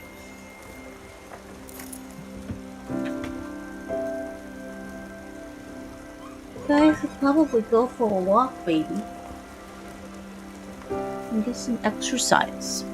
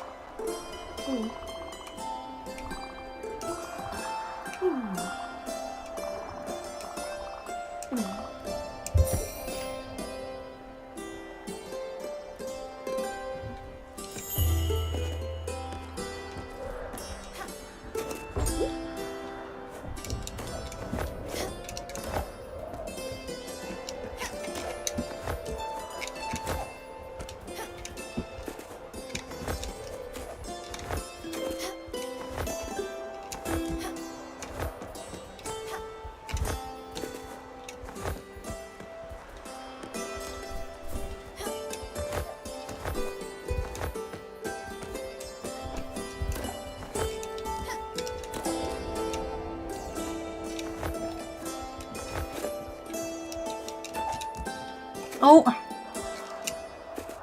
Good lord.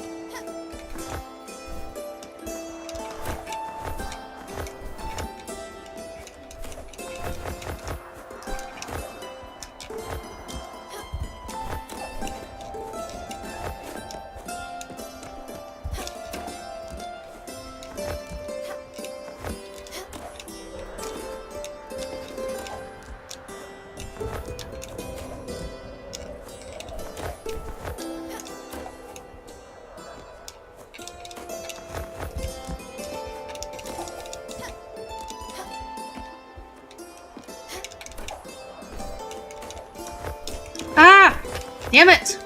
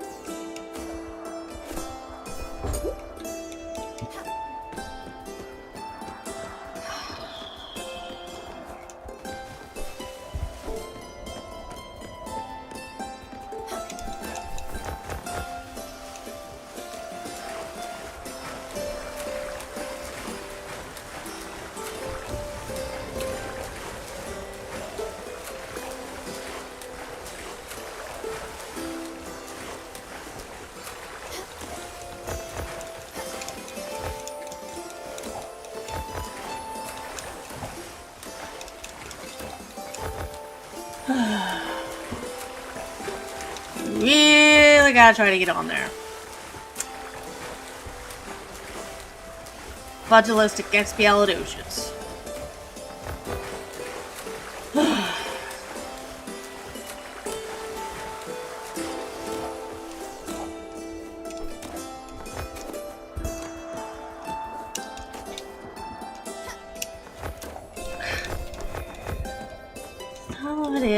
is I gotta press up.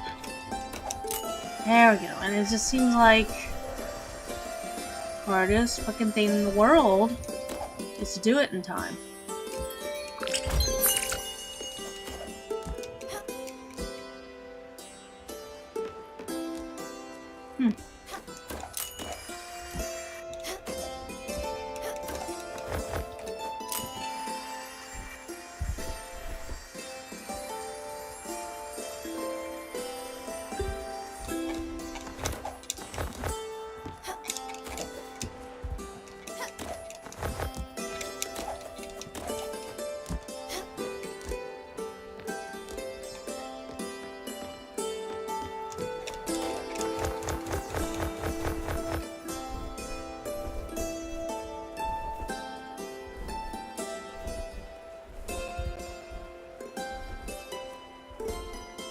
I think I'm just gonna wind up in the water.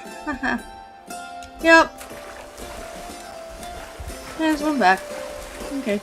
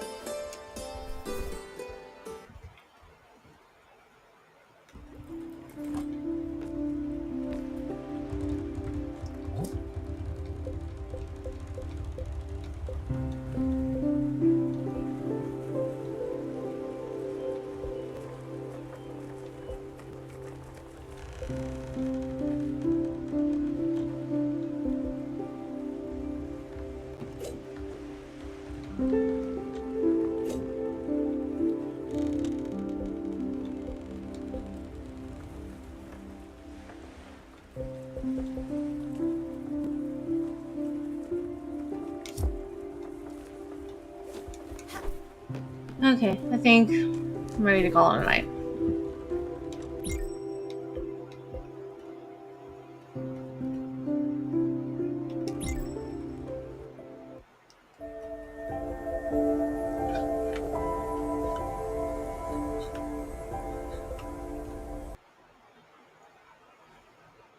Alright. You all have a nice night.